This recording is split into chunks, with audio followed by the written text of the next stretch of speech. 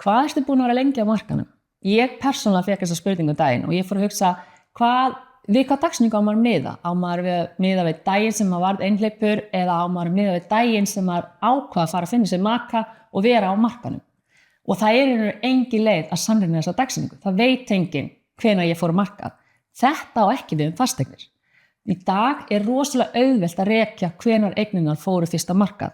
Þú getur farið inn á náttúrulega MBL og fasteignir og allt þetta, en þú getur farið inn á fastinn og þú sér nákvæmlega hvenær eignin skráð inn fyrst. Þú sér hversu oft er búið skráin, þú sér hvort það er búið einhverja verðlækkanir og þú getur farið inn á verðsaga.is og leita öllum þinglýstum samningum.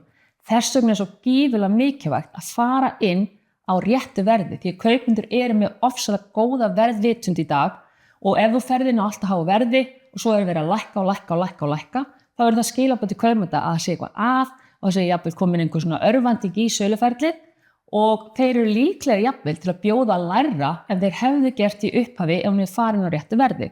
Þannig í dag er rosalega auðvelt að sjá hversu lengi eignir eru búin að vera á markaði og mjög mikilvægt að vanda sig þegar maður fer inn.